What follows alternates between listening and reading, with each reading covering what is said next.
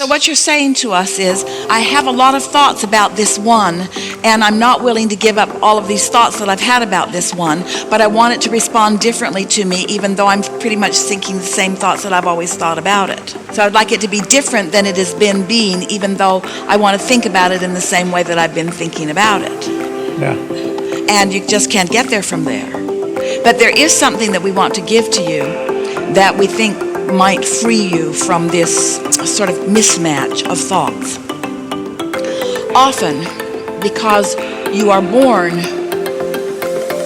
from this pure positive energy, knowing your value and wanting to get in, mix it up, and uplift. When you come into your physical bodies, you are such collective consciousness coming in that you have, hear this, it will help you so much. You have a very personal relationship with so many other humans because you are this collective energy coming into so many bodies. Does that make sense to you? And because you are this collective energy coming into so many bodies, you then, in a sense, have a stake about how they do. You care about how they do. You've all come together and you've all come to play together, and you all want joyous co-creation together. And that translates into our message to you when we say you are an uplifter to the very core of your being, which means you care about getting yourself into a place where you can be of value to others, and they feel the same way about you too.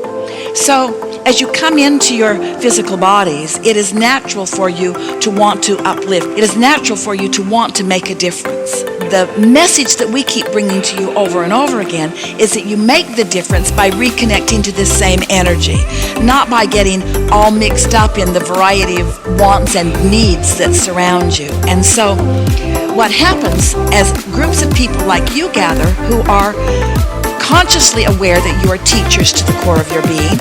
You call yourself healers and teachers and uplifters. In other words, these are the labels that you give to yourselves.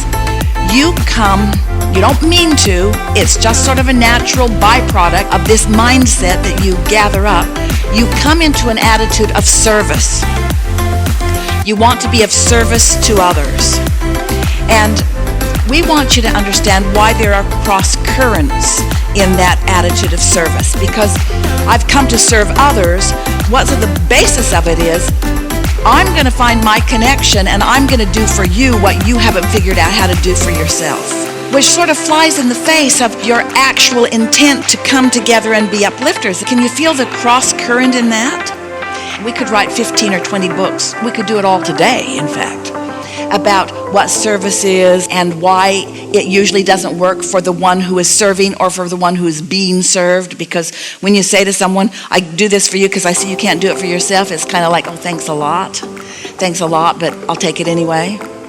You know how we were just talking about how the birds will come as non-physical messengers, and often after someone that you love makes their departure or reemerges into non-physical, and you feel that they are gone to you, and often their non-physical beingness will engage a bird or some other nice available critter to bring a message to you.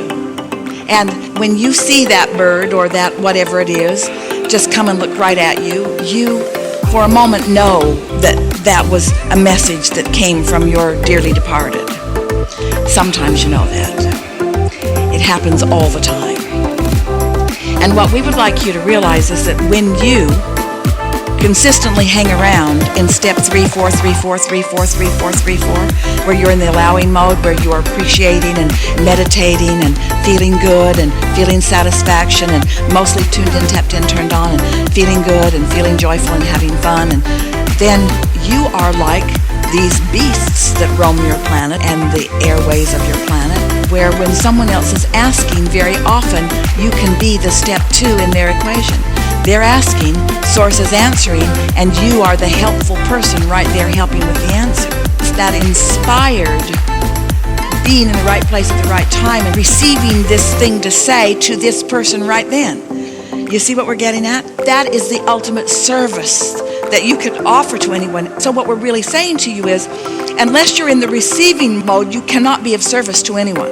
And when you are in the receiving mode, you're thriving in all ways.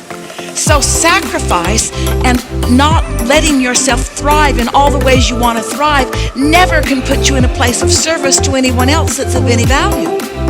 You got to be thriving to really serve. You've got to be thriving to really be of service. Because if you're not tuned in, tapped in, turned on, you don't have anything to give anyone except some hard work and action and sacrifice, which does not amount to very much. That's helpful, isn't it?